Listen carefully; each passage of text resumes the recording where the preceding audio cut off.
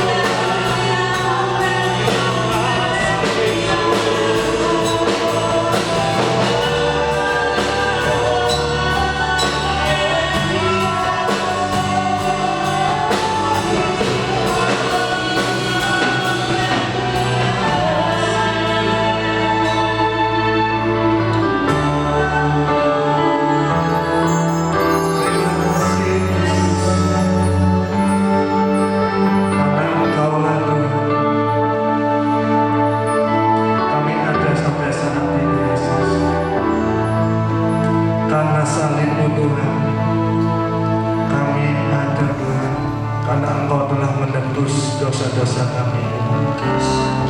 Terima kasih Tuhan. Terima kasih.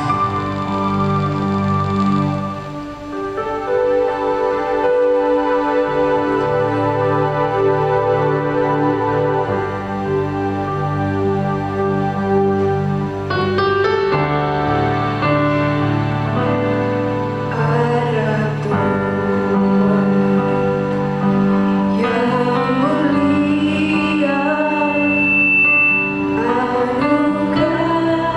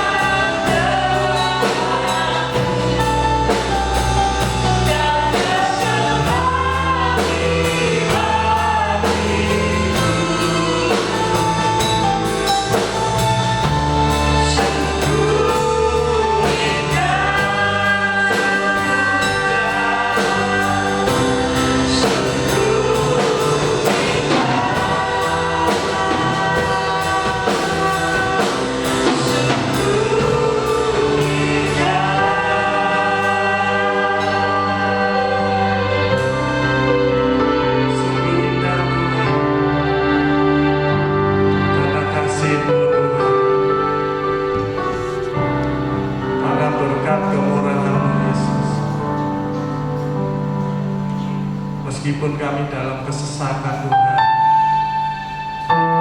Engkau tetap menyertai kami Tuhan.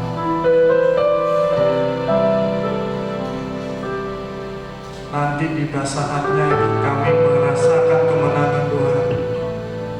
Engkau tetap Tuhan kami, Raja di atas segala raja. Terima kasih Tuhan. Dan kami akan mendengarkan kebenaran firman-Mu Tuhan. Urapi Tuhan hamba-Mu yang akan menyampaikan kebenaran firman-Mu Yesus. Tambahkan hikmat Tuhan.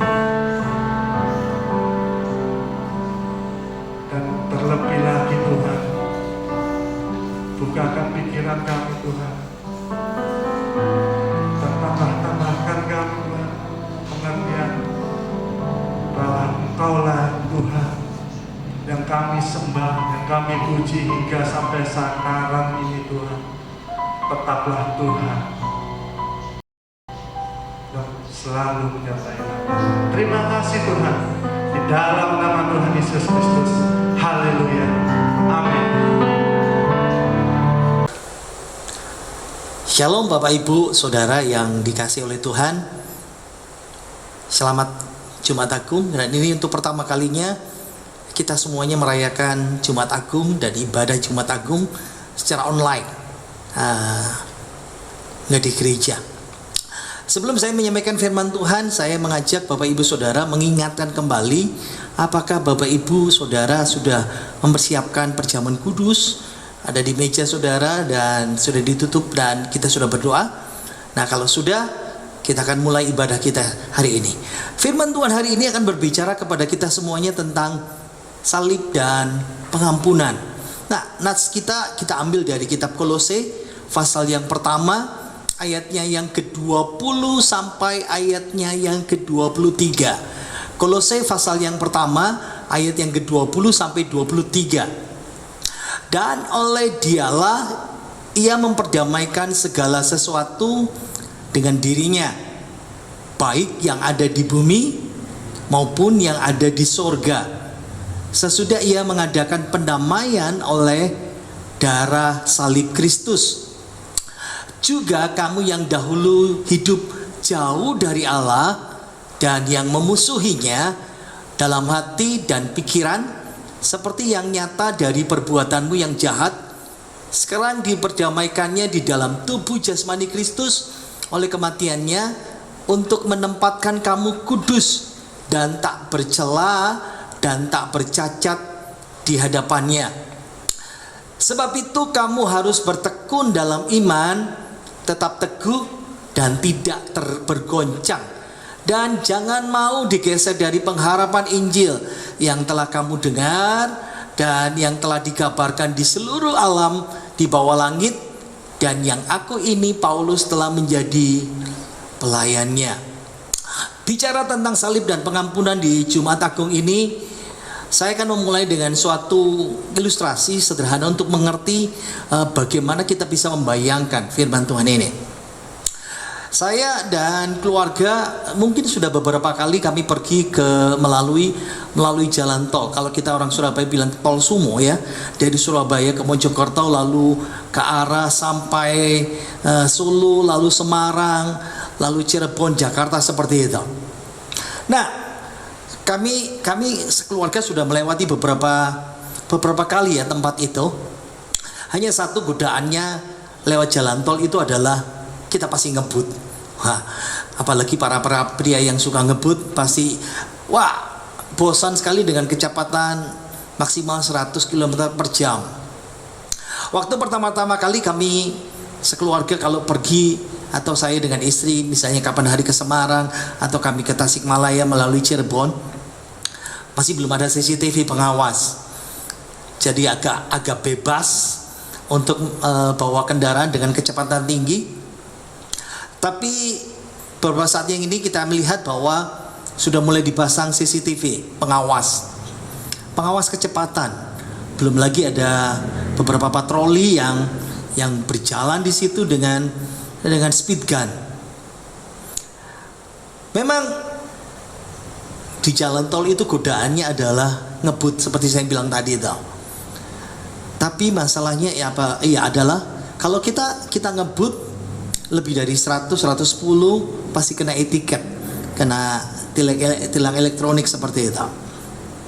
Makanya beberapa orang punya godaan, daripada 110 kena tilang, ya sudah kita lebih baik di atas 110, 120, 30, 40, 50 dan 60 lebih seperti itu. Ya kalau apes ketangkep polisi, kalau nggak apes nggak boleh puji Tuhan, itu melanggar. Di sebagian jalan-jalan raya di Surabaya ada begitu banyak CCTV pengawas, dan para pengendara itu diawasi supaya tidak sembrono untuk mengawasi semua, tidak sembrono untuk nyerobot, untuk melanggar lampu merah, lalu banyak hal yang seperti itu. Nah, poin utama dari ilustrasi ini, gambaran ini adalah CCTV itu sedang menyatakan sesuatu untuk kita. Pahami gambaran yang sama di Jumat Agung ini. Salib Kristus itu menyatakan sesuatu kepada kita. CCTV sebagian besar yang suka ngebut, yang suka melanggar, nggak suka karena CCTV itu menyatakan sesuatu. Sama adanya salib Kristus di dalam dunia ini itu menyatakan sesuatu.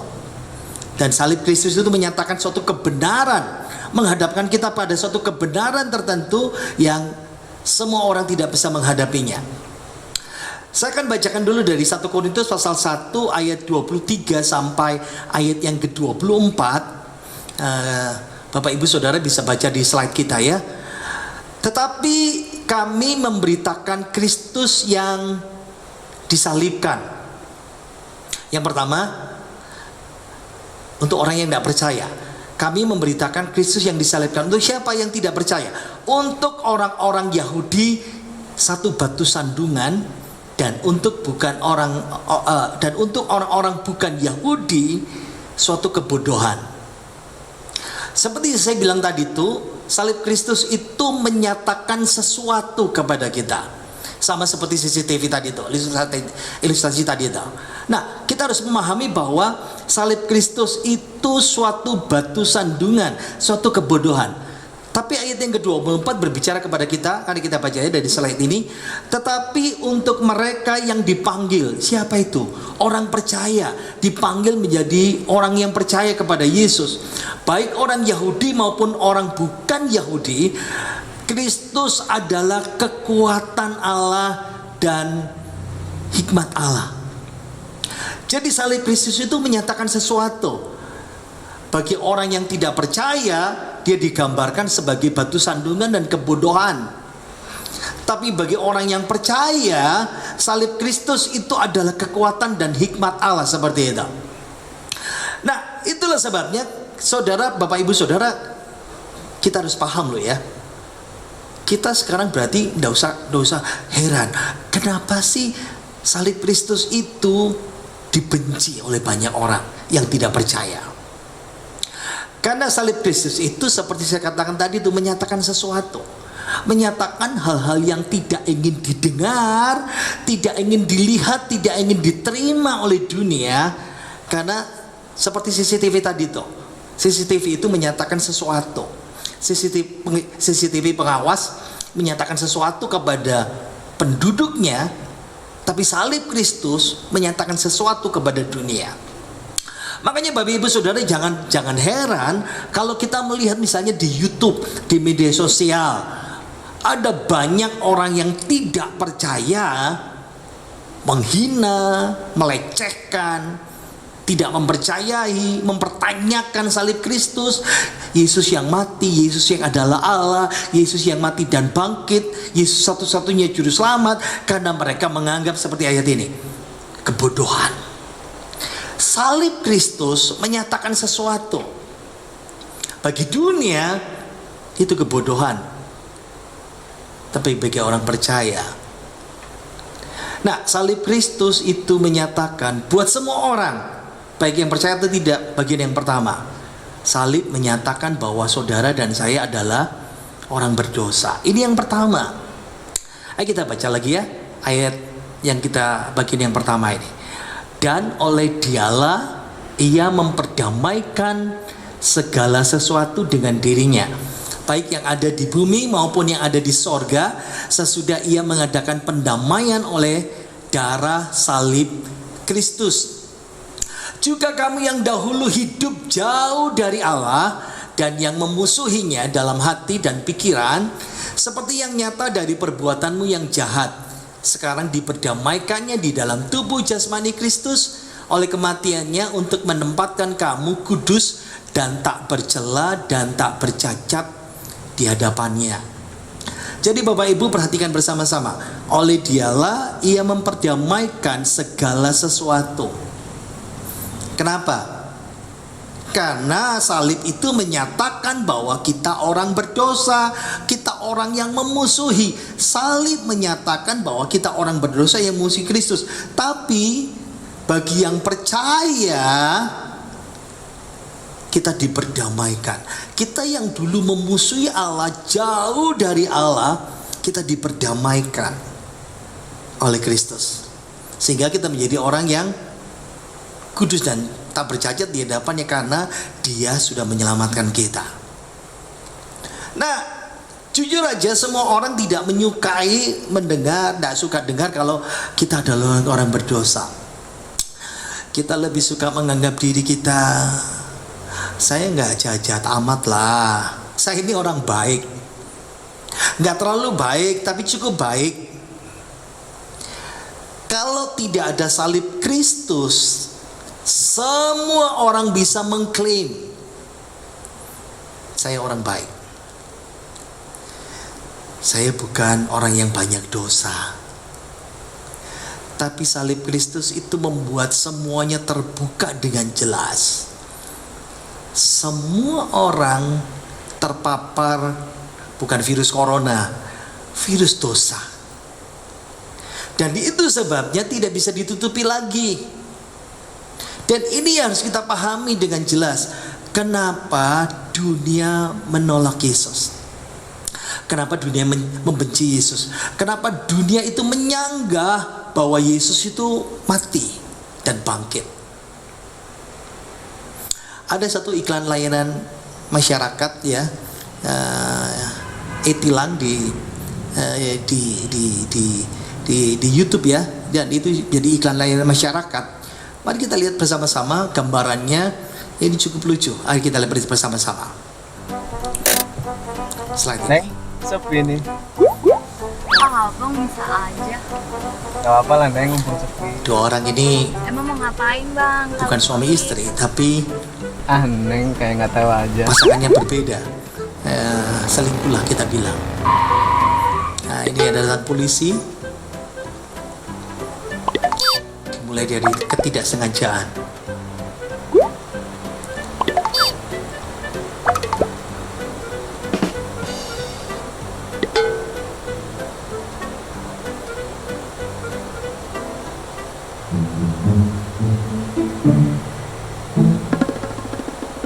Apa sih bang? Neng nggak ngerti. Gak apa-apa Neng. Yang gitu bang. Oh. Iya. Ayo, ngapain kamu? Enggak Pak, gak apa-apain. Yang bet. Iya beneran Pak gak nggak apa-apain. ngapain pak? Itu kok tangannya rangkul-rangkul ya? Ini mau masangin seat Iya belt, Pak, benar si Bel. Oh, Iya. masang seat belt. Iya benar si Bel Pak.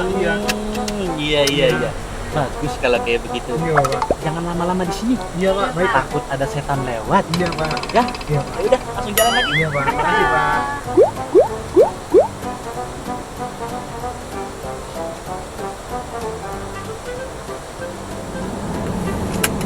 Loh, kok seat beltnya dibuka lagi bang? Gak apa-apa Neng, kan polisinya udah gak ada.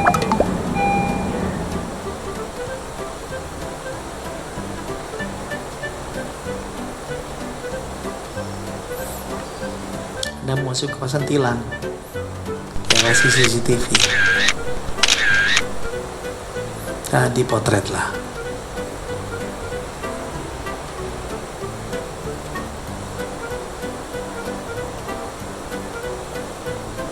Misi Bu. Ini Bu, ada surat Bu. surat tilang dikirim ke rumah, dan yang menerima adalah istrinya, istri sah. Dan terbongkarlah. Ini siapa, Bang? Ada apaan sih? Abang ini siapa? Nih, abang ini siapa? Ini siapa, Bang? Bukan, itu bukan abang. Abang ini mobil sama sama abang. Ini dianya, abang ini siapa coba? Iya, abang tuh mobil sama abang. Iya, abang ini siapa? Pahami Bapak Ibu Saudara yang dikasih oleh Tuhan, salib Kristus itu membuka dengan jelas segala dosa manusia, bahkan yang tersembunyi, sama seperti ilustrasi layanan masyarakat ini. Manusia selalu menganggap dirinya, semua manusia tanpa terkecuali menganggap dirinya itu orang baik. Tapi salib Kristus melihat siapakah kita sebenarnya. Kita dianggap orang bejat, jatuh dalam dosa, rusak total oleh Tuhan. Nah, Alkitab katakan Roma pasal 3 ayat yang ke-23, karena semua orang telah berbuat dosa dan telah kehilangan kemuliaan Allah, seperti itu. Nah, kita tahu bahwa Alkitab mengatakan kepada kita, kita orang berdosa. Semuanya kehilangan kemuliaan Allah karena jatuh dalam dosa. Nah, ada beberapa alasan ketika berdosa. Alasan yang pertama, kita suka alasan berkata, itulah saya. This is my way. Ini hidup saya. Ya beginilah saya. Lu mau apa? You mau apa? Atau ada orang ketika berdosa mereka punya alasan yang kedua. Oh, men, tunggu dulu men. Saya berdosa nggak sendiri. Saya melakukan, orang lain melakukan, orang situ melakukan. Tanya, you melakukan juga nggak? Sama kan? Kamu juga melakukan, saya juga melakukan. Atau kadang-kadang kita berkata seperti ini. Ingat tak ketika masih kecil, lalu kita bertengkar, lalu orang tua kita memanggil kita dan bertanya, siapa yang salah? Nah, salah satu dari kita selalu berkata, kakak yang memulai dulu, adik yang memulai dulu, dia mukul saya dulu, seperti itu. Atau kita suka membandingkan dengan orang lain. Aku ini sama baik, aku ini sama rusaknya dengan yang lain, seperti itu. Jadi itulah sebabnya kenapa salib Kristus itu sesuatu banget. Apa itu? Dianggap kebodohan bagi orang-orang dunia yang tidak percaya. Jadi jangan bingung, jangan sedih, jangan saya nggak bisa jawab. Kenapa ya orang itu berkata begini, dia menyerang Yesus Kristus, menyerang Tuhan kita, dan semua banyak hal yang dia serang. Kenapa? Karena itu dianggap oleh mereka kebodohan. Jawaban apapun yang diberikan dengan logika apapun supaya orang bisa mengerti tetap dianggap kebodohan. Kenapa? Karena mereka nggak percaya Yesus. Menerima Yesus berarti saudara mulai membuka kebenaran. I'm not worthy, saya tidak layak. I'm a sinner, saya orang berdosa dan layak masuk neraka, seperti itu. Nah, bagian yang kedua saya mau sampaikan. Tadi itu bagian yang pertama, kita bisa melihat tentang salib Kristus, bahwa menunjukkan bahwa kita semua orang berdosa. Tapi bagian yang kedua, nah, kadang-kadang ketika orang mengambil jalan keluar, solusi, nah ini beda. Solusi untuk mengatasi dosa yang kita lakukan, yang kita buat, beda. Solusi manusia dan solusi Allah. Nah, saya mulai dengan solusi manusia dulu ya. Nah, manusia itu menolak salib Kristus. Jadi nggak percaya Yesus. Lalu mereka bagaimana cari jalan sendiri, seperti itu. Lalu pakai logikanya, pakai pengertiannya, bahwa kalau saya mempercayai suatu kepercayaan, saya pegang suatu kebenaran. Nah, sementara dunia mengajarkan apa kepada kita? Banyak jalan ke Roma, banyak jalan ke surga, semua jalan sama saja. Itu sebabnya ketika Alkitab mengatakan, salib Kristus mengatakan jalan satu-satunya hanya melalui Yesus Kristus, itu dianggap kebodohan oleh mereka seperti itu. Sehingga solusi manusia terhadap dosa yang pertama, mereka cari jalan mengatasi dosa itu dengan apa? Buat baik. Saya mau buat baik buat orang lain.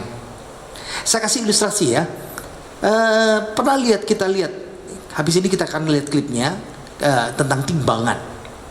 Dan saya sangat terima kasih kepada Herianto yang sudah menolong saya untuk membuat klip ini. Kenapa? Saya ingin mempermudah kita bisa membayangkan gambarannya. Nah, kebanyakan orang memvisualisasi kehidupan itu dengan timbangan ini. Jadi ketika kita berbuat dosa, berbuat salah, kita mencoba mengatasinya dengan melakukan perbuatan baik. Ayo kita lihat klip bagaimana orang mencoba mengatasi dosa dengan perbuatan baik. Mari kita lihat klipnya. Nah, klip berikut ini menolong kita ya. Ini ada 2 timbangan yang seimbang yang kita bisa lihat. Nah, sekarang kita mulai berusaha untuk melihat. Nah, kita anggap saja yang emas-emas itu perbuatan baik, hal-hal yang baik dilakukan. Nah, sementara timbal ini, ya, batu timbangan ini hal yang buruk. Jadi waktu kita buat baik, tapi kita juga buat yang jelek, lalu kita berusaha mengimbanginya dengan berbuat baik lagi, menambahkan emas lagi. Nah, lalu kita, nama manusia ya, berbuat jahat lagi. Wah, dosanya banyak, lebih banyak dari yang berbuat baik. Lalu kita tambahkan dengan perbuatan baik lagi. So on, terus menerus seperti itu. Kita berusaha berbuat baik seperti itu. Lalu ada buat jahat lagi, buat dosa lagi, entah besar entah kecil, dan kita berusaha untuk berbuat baik lagi yang seperti itu. Mau tidak mau kita melihat satu gambaran yang seperti ini, kita harus paham ya. Nah, ingat, manusia berusaha mengatasi dosa dengan berbuat baik. Apa yang orang manusia bisa rasakan? Hatinya lega. Oke, bisa kita terima. Tapi ada satu hal yang nggak bisa diterima. Dosa nggak bisa dihapus, nggak bisa hilang. Manusia hanya bisa berusaha untuk menyeimbangkan saja dan tidak bisa bayar dosa. Itulah sebabnya ketika ditanya, kamu yakin masuk surga? Kamu yakin punya jaminan? Rasa bersalah dan perbuatan buruk itu masih mengejar kita dan secara berkala muncul. Jadi kadang-kadang rasa bersalah itu muncul kan dalam kehidupan kita seperti itu. Tapi solusi Allah beda. Solusi Allah adalah salib Kristus. Ayo kita baca Roma 8 ayat yang ke-33 sampai ayat yang ke-34. Tapi versi bahasa Indonesia sehari-hari atau bahasa Indonesia masa kini ya. Ayo kita baca sama-sama. Siapakah yang dapat menggugat kita, umat yang dipilih oleh Allah, kalau Allah sendiri menyatakan bahwa kita tidak bersalah?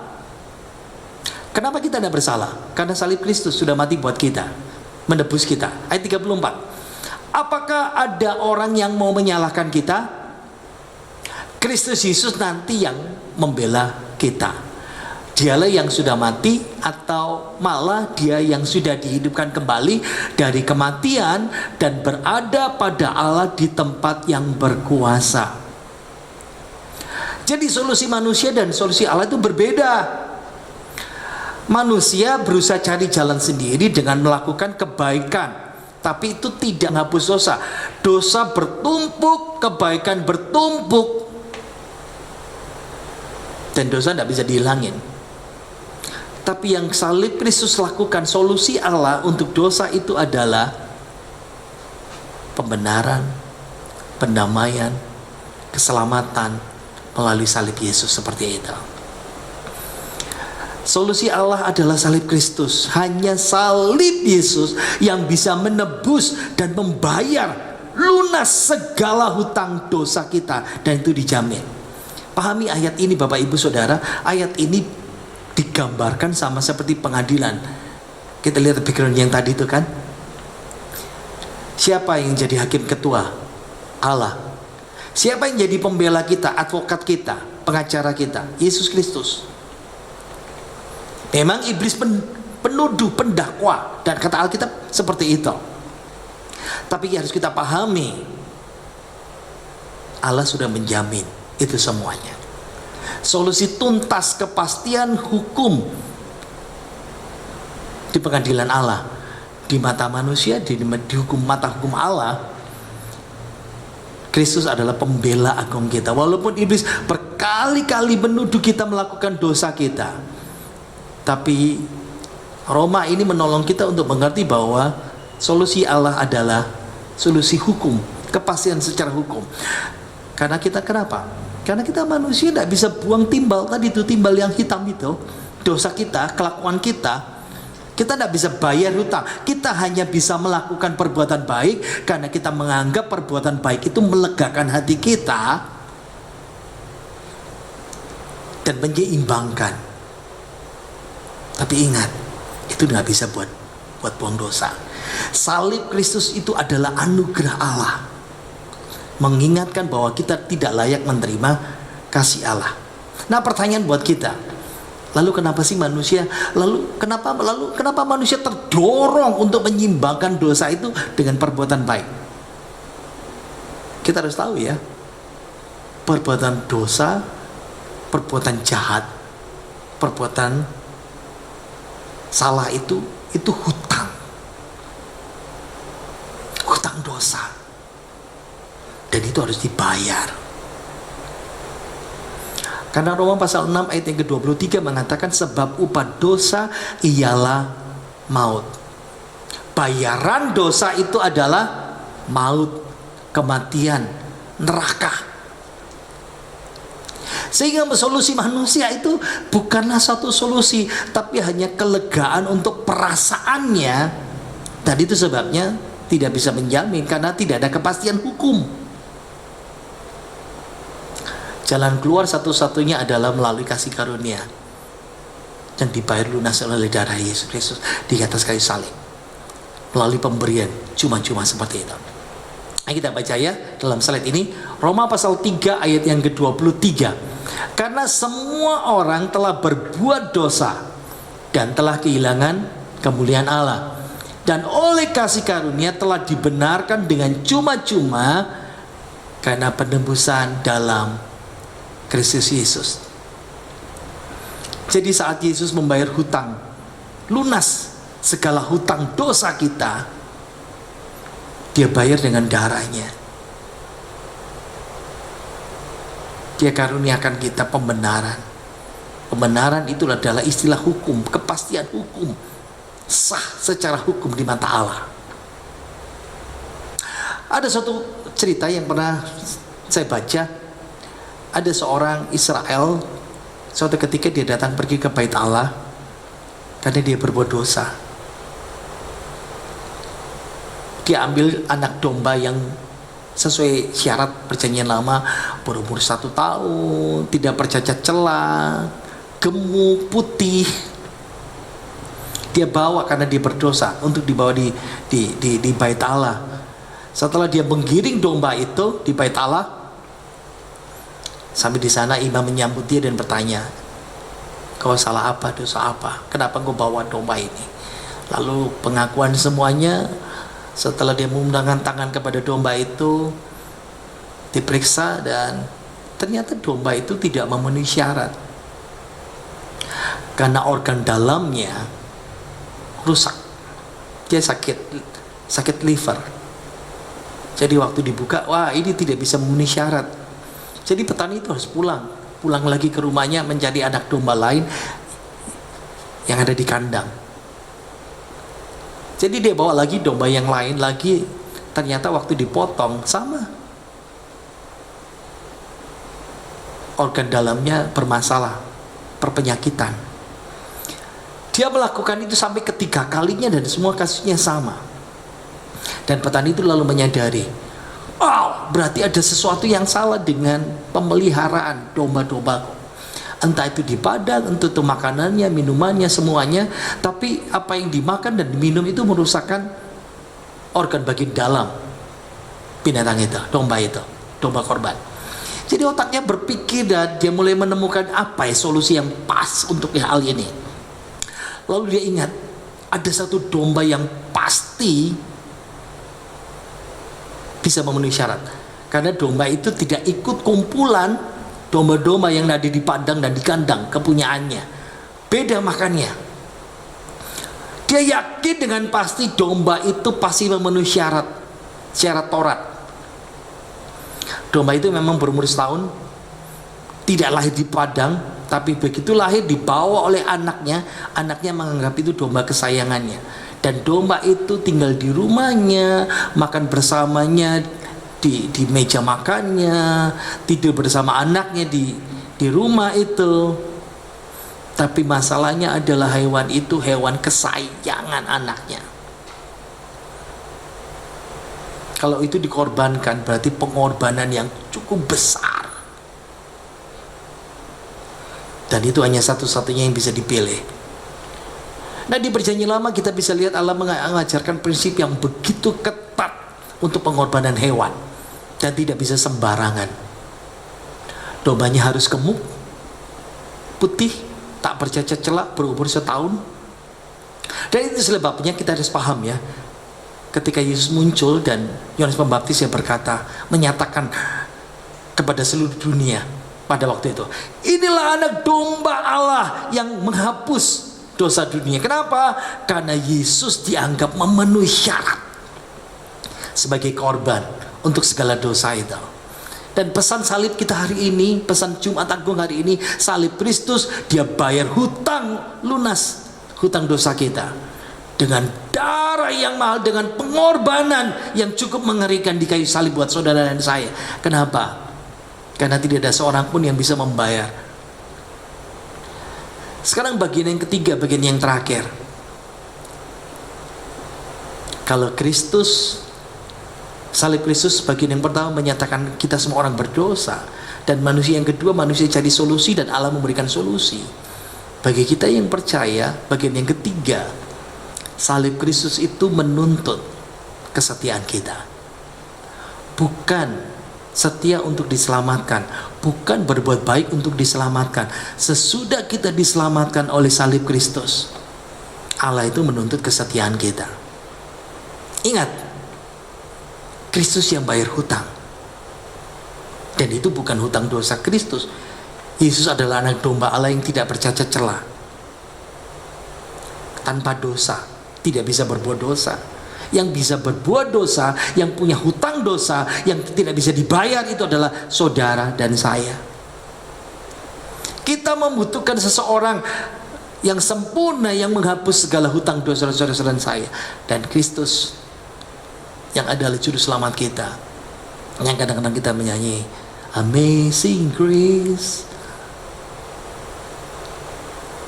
anugerah yang luar biasa. Karena Kristus sudah membayar hutang lunas kita. Lalu apa yang harus kita balas kepadanya? Itu sebabnya poin yang ketiga ini, salib itu menuntut, salib Kristus menuntut kesetiaan kita. Mari kita baca dari Kolose pasal yang pertama, ayatnya yang ke-23. Sebab itu kenapa? Sebab karena kita sudah diselamatkan kali salib Kristus, kamu harus bertekun dalam iman, tetap teguh dan tidak tergoncang, dan jangan mau digeser dari pengharapan Injil yang telah kamu dengar dan yang telah dikabarkan di seluruh alam di bawah langit, dan yang aku ini Paulus menjadi pelayannya. Sebab itu kamu harus bertekun dalam iman, teguh, tidak bergoncang, dan tidak mau jangan mau digeser dari pengharapan Injil yang kita dengar. Idenya bertekun, teguh dalam iman, tidak mau digoncang, jangan mau digeser, tetap iman dalam Kristus sampai akhir hayat kita. wabah virus corona ini di satu sisi membuat ibadah jadi mungkin agak mudah buat saudara. Ya agak ribet buat yang mempersiapkan semuanya ini. Kenapa lebih mudah? Karena hari Minggu saudara bisa kebaktian sewaktu-waktu. Kalau kita di gereja kan mesti datang jam 7 pagi. Kalau saudara nggak bisa datang pagi, datang sore kan. Tapi sekarang saudara mau bangun jam 9 pagi, mau bangun jam 11 siang, saudara baru kebaktian. Betul nggak? Jadi saudara nggak usah mandi buru-buru, kita langsung online. Maaf, jangan tersinggung. Jangan-jangan saya ibadah ke gereja bukan ke gereja, ibadah online dengan masih pakai daster, masih pakai baju tidur, dan kita di kamar kita dengan selimut kita. Khotbahnya lebih mudah lagi karena bisa di mute, bisa di pause. Sorry, maaf, aku mau kepet pipis. Atau mau ngopi dulu, mau tambah kopi dulu. Betul nggak? Dan banyak pilihan kebaktian. Karena saya gembala saudara broadcast, dan saya yakin mungkin ada 1-2 teman yang broadcast juga sama saudara, keluarga atau teman, dan saudara bisa mengikuti juga. Oke. Kita yakin dan percaya ada satu masa, entah kapan Tuhan izinkan, wabah ini berlalu. Amin. Dan kita kembali kepada kehidupan normal. Tapi pertanyaannya, masih tetap setia enggak? Bahkan seperti dulu atau lebih dari dulu. Merasa nyaman seperti ini? Atau rindu bertemu bersama-sama? Kembali melayani, semakin setia. Saya melihat beberapa jemaat WA saya dan berkata, saya sudah rindu untuk bersama-sama ibadah, kumpul bersama-sama. Kalau saudara dulunya kalau ibadah onsite, jadi ibadah di gereja, waktu belum wabah ya, saudara orang yang sudah tipe malas-malesan, ke gereja terlambat. Sekarang lebih nyaman. Enak sekali. Kenapa saudara? Karena gembala saudara nggak bisa pantau. Saya nggak bisa pantau saudara. Saudara ibadah atau enggak? Saya hanya cuma lihat di YouTube view berapa orang yang sudah menonton, dan saya bandingkan dengan jumlah jemaat. Sudah tembus semuanya seperti itu. Tapi tunggu dulu, saya mau balik lagi daripada firman Tuhan ini. Ibadah Jumat Agung itu mengingatkan kita pengorbanan Yesus. Dia disalib dan menebus dosa kita dan membayar hutang lunas dosa kita. Apa yang harus kita lakukan? Membalas. Kita nggak bisa balas. Kita nggak bisa balas. Keselamatan yang sebesar ini jangan kau sia-siakan. Balas dengan kesetiaanmu. Setia kepada Kristus sampai akhir hayatmu. Jangan karena persoalan yang kita hadapi sekarang ini membuat kita lemah.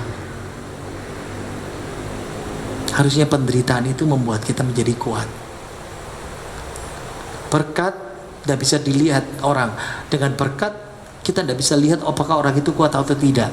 Tapi penderitaan itulah yang membentuk kita. Kesukaran, kesulitan itulah yang membentuk iman kita seperti itu. Pahami, apapun yang terjadi, setialah sampai mati kepada Tuhan. Saya mau tutup dengan satu kisah. Ada seorang di luar negeri ya, ada seorang wanita tua di satu kota kecil, county. Dia dikenal kurang waras, ya. Kita orang Surabaya pakai istilah kurang 1 sendok mungkin begitu ya. Karena wanita ini punya kebiasaan untuk suka ngomong sendiri. Nah, kadang-kadang ketika dia berbicara jadi dia kadang-kadang pengakuannya ya, Saya ini ngomong sama Tuhan Yesus. Dan berulang-ulang ngomong sama orang lain, saya baru saja bercakap-cakap dengan Tuhan Yesus.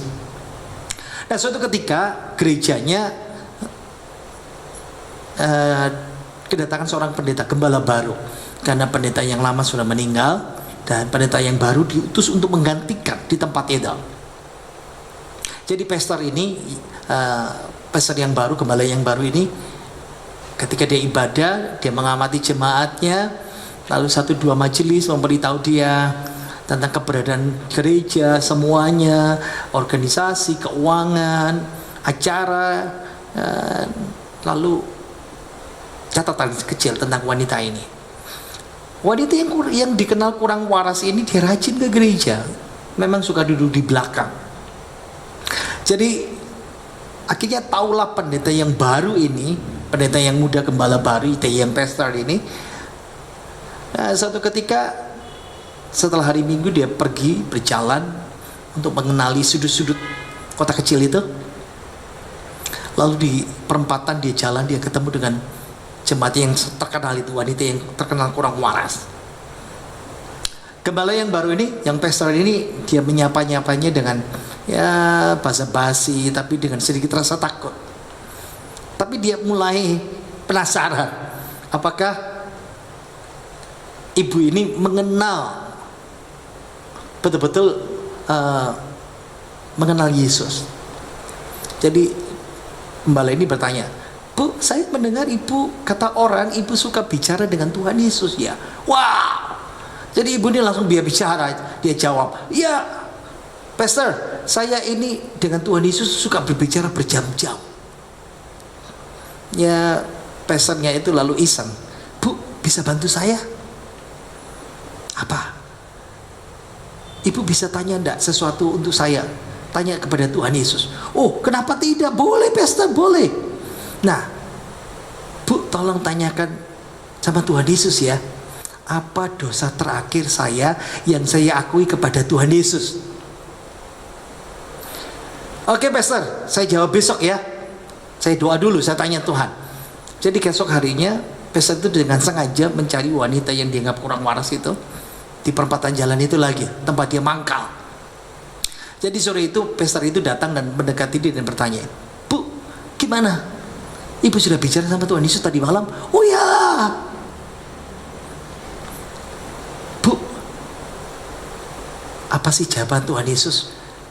Apa dosa terakhir yang saya akui?" Wah, pendeta itu malu-malu ya, takut dosanya kebongkar kalau ketahuan.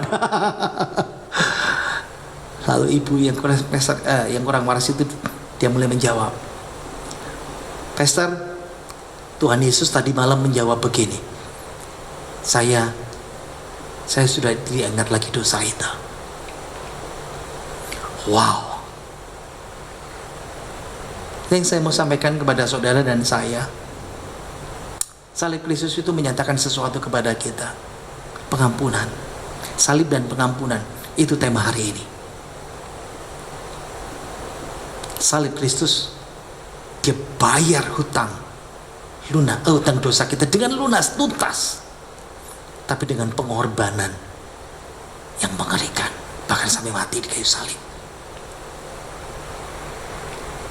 Tidak ada sesuatu yang bisa kita balas kepada Tuhan selain kita bertekun dengan sungguh-sungguh, teguh dengan sungguh-sungguh, tidak mau digoncang, jangan mau digeser dalam iman kepada Yesus Kristus sampai akhir hayat saudara.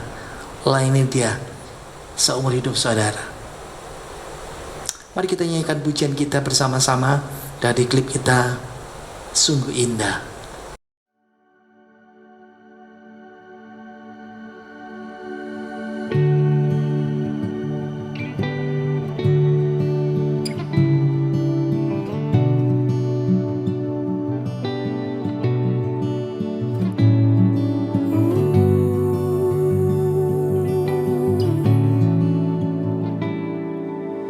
Kemanakah ku dapat pergi, menjauhi rohmu yang suci, kau sahabat,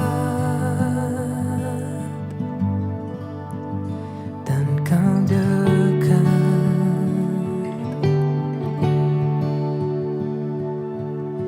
bahkan seluruh pengabdianku tak bisa membalas kesetiaanmu, sungguh mulia dan berharga. Sungguh besar pengorbananmu bagiku, terlalu dalam untuk dimengerti. Sungguh besar, sungguh indah yang kau pikirkan tentangku, tak terselami bagiku. Sungguh indah.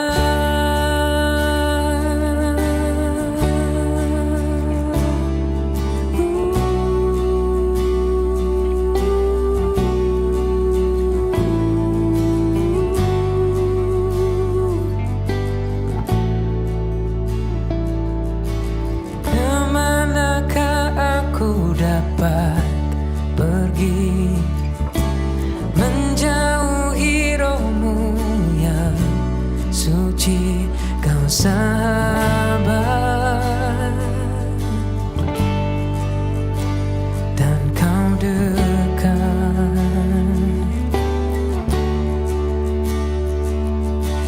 Bahkan seluruh pengabdianku tak bisa membalas kesetiaanmu, sungguh mulia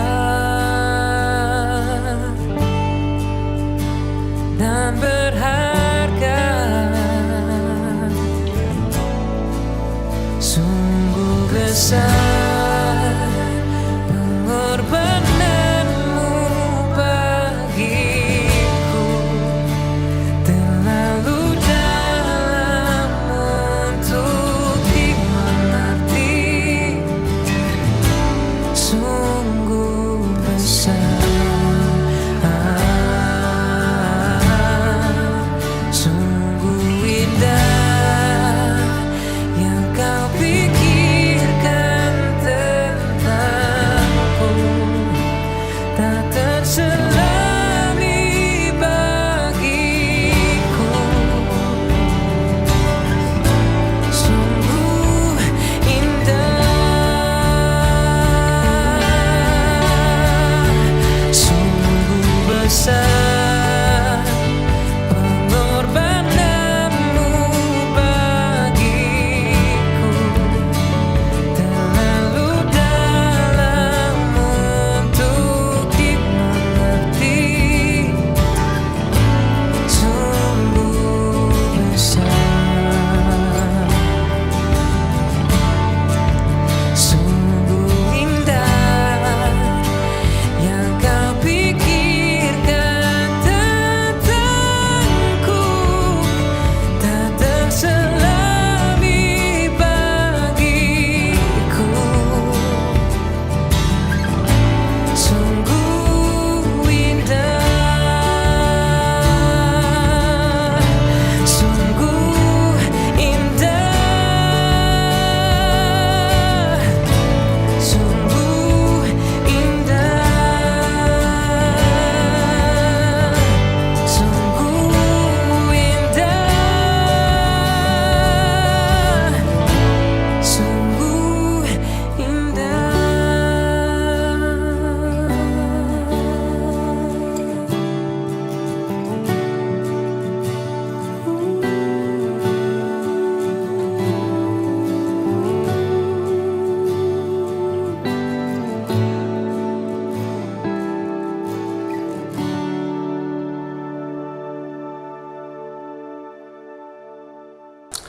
Mari kita berdoa bersama-sama.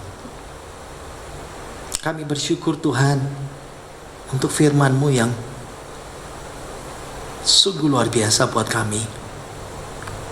salib dan pengampunan itu luar biasa buat kami. Kami orang berdosa di hadapan-Mu. Kami orang yang tidak layak dan kami patut masuk neraka Tuhan. Terima kasih untuk hari ini. Terima kasih untuk Jumat Agung yang luar biasa, pengorbanan-Mu buat kami, menebus dan membawa kami kepada hidup yang kekal di sorga. Terima kasih kami juga boleh menikmati perjamuan kudus bersama dengan Tuhan. Terima kasih kami boleh berkumpul, suami istri, anak-anak, atau kami sendiri pun. Kami masih punya Tuhan Yesus bersama dengan kami. Sebentar perjamuan kudus yang sudah ada di depan kami, Engkau juga menguduskan dan melayakkan kami semuanya. Ampuni segala dosa kami Tuhan, baik yang kami sengaja lakukan dengan sengaja maupun tidak. Tuhan, kiranya darah-Mu, pengampunan-Mu boleh menyucikan kami kembali, menguduskan dan melayakkan kami sedang jemaat-Mu semuanya, untuk boleh dikuduskan dan disucikan Tuhan. Berkati pemimpin perjamuan kudus yang ada di tempat di rumah kami. Berkati kami semuanya yang akan bersatu dengan tubuh dan darah-Mu Tuhan. Kiranya kebenaran firman-Mu boleh meneguhkan kami bahwa Yesus itulah juru selamat dan penyelamat kami. Menyucikan, melayakkan kami, menjadikan berkat buat kami. Kami yang sakit boleh dijamah, disembuhkan. Kami yang susah boleh dihiburkan. Kami yang dalam persoalan, Tuhan bukakan jalan keluar, dan berkat Tuhan boleh menyertai kami semuanya. Kami siap Tuhan bersekutu dan tubuh dan darah-Mu dalam nama Tuhan kami Yesus Kristus. Kita semua yang percaya berkata amin. Bapak Ibu bisa mulai membagikan kepada orang-orang di sekitar kita, ya. Bagikan roti dulu. Saya berikan kesempatan bagi saudara untuk membagikan perjamuan kudus ini. Bagikan kepada orang-orang sekitar kita yang bersama kita. Bagikan juga cawan anggur kepada mereka semuanya. Mungkin lebih baik dibuka dulu. Ini mungkin agak susah untuk bukanya, agak sedikit berusaha untuk bukanya.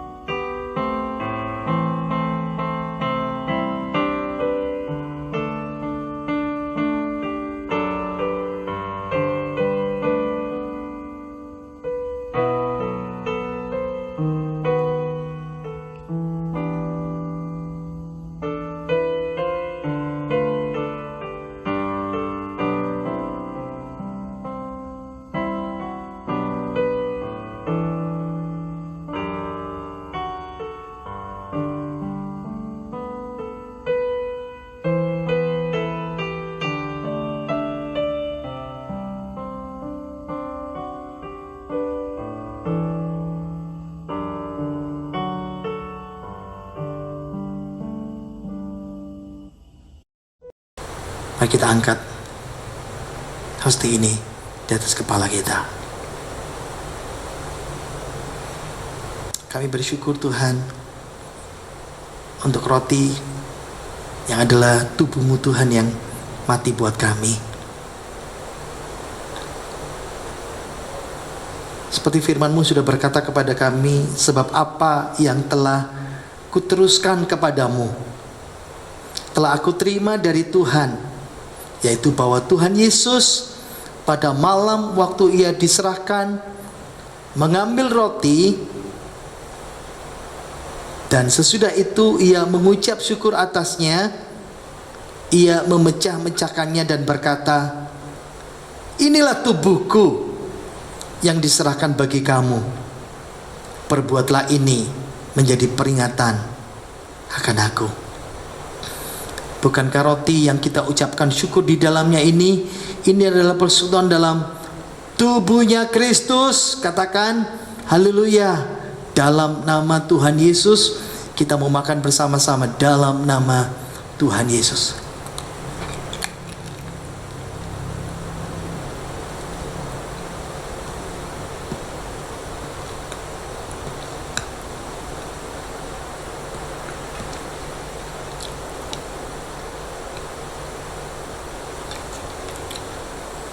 Kekacauan ini di atas kepala kita. Tuhan, kami mengakui ini adalah darah-Mu, darah yang mengampuni segala dosa kami, darah yang membasuh segala noda kekotoran. Dan kami percaya Tuhan, keselamatan sudah terjadi dalam kehidupan kami. Seperti firman-Mu berkata, demikian juga Ia mengambil cawan sesudah makan, lalu berkata, cawan ini adalah perjanjian baru yang dimeteraikan oleh darahku. Perbuatlah ini setiap kali kamu meminumnya menjadi peringatan akan aku. Bukankah cawan yang kita ucapkan syukur di dalamnya inilah persekutuan dalam darahnya Kristus? Katakan haleluya, amin. Dalam nama Tuhan Yesus Kristus kita mau minum bersama-sama.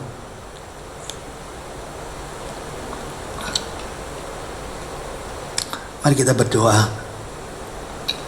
Tuhan, terima kasih untuk Jumat Agung yang sederhana di rumah kami masing-masing. Tapi terlebih dari itu, terima kasih untuk keselamatan yang luar biasa yang Tuhan sudah berikan buat kami. Terima kasih untuk hari ini kami boleh menikmati ibadah Jumat Agung bersama keluarga kami, ataupun kami sendiri, kami bersama dengan Yesus. Roh Kudus-Mu menyertai Bapa boleh perkenan kepada kami semuanya. Kami juga berdoa Tuhan, kiranya damai-Mu menyertai kami, karena kesalib Kristus adalah sumber keselamatan dalam kehidupan kami. Terima kasih untuk semua yang Tuhan sudah berikan kepada kami. Dan biarlah kebenaran-Mu menolong, perjamuan kudus-Mu meneguhkan kami bahwa Engkau sudah mati buat kami, disalibkan untuk kami, dikuburkan dan dibangkitkan untuk kami. Kami bersyukur kepada-Mu untuk Jumat Agung ini, dan kami serahkan ke dalam tangan-Mu. Kiranya berkat-Mu boleh bercurah dalam kehidupan kami. Di dalam nama Tuhan Yesus Kristus, haleluya, amin. Bapak Ibu Saudara yang dikasihi oleh Tuhan, jemaat, selamat Hari Paskah, selamat Jumat Agung, selamat kita merayakan bersama-sama. Wow, ini sungguh luar biasa buat saya, buat kita semuanya. Tetap beriman, tetap teguh, tetap setia, dan saya mohon kita juga tetap persiapan sekali lagi untuk persiapan Paskah kebangkitan hari Minggu besok. Kita perjamuan kudus lagi. Jadi Jumat Agung ini kita perjamuan kudus, besok Minggu perjamuan kudus juga. Dan terus kita berdoa untuk bangsa dan negara kita, supaya Tuhan pulihkan, dunia dipulihkan dari virus corona, dan Tuhan berkati kita semuanya. Mari kita tutup doa berkat, dan musik akan menyanyikan suatu pujian buat kita. Mari kita menyanyi.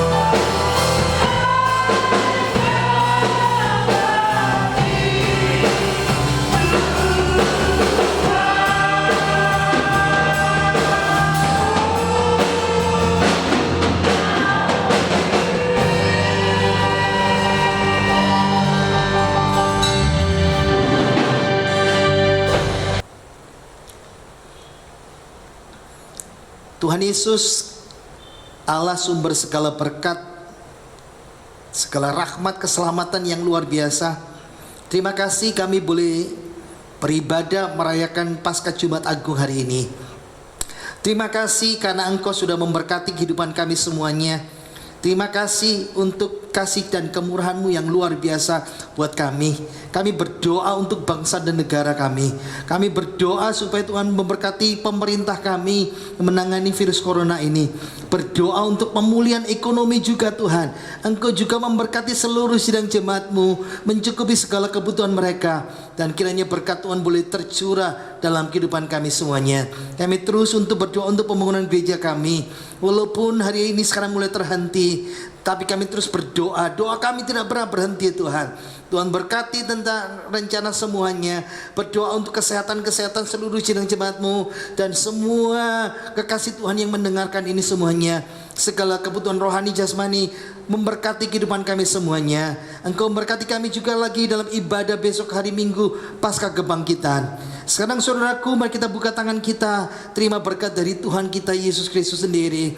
Diberkatilah kaum pria, diberkatilah kaum wanita, diberkatilah suami istri, diberkatilah engkau anak-anak pemuda-pemudi, diberkatilah rumah tangga kita dengan damai sejahtera melimpah. Diberkatilah segala usaha pekerjaan, toko, karya dan proyek kita.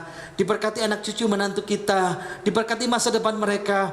Diberkati kesehatan dan semuanya. Kiranya berkat rohani jasmani turun melimpah dalam kehidupan kita semuanya. Berkat dari Bapa Putra Kudus menyertai kita serang sampai Dia mengangkat kembali daun awan dalam pengangkatan itu. Berkat dari Bapa Putra Kudus dalam nama Tuhan Yesus. Dan kita semua yang percaya berkata, amin. Selamat Jumat Agung. Tuhan Yesus memberkati kita semuanya. Shalom.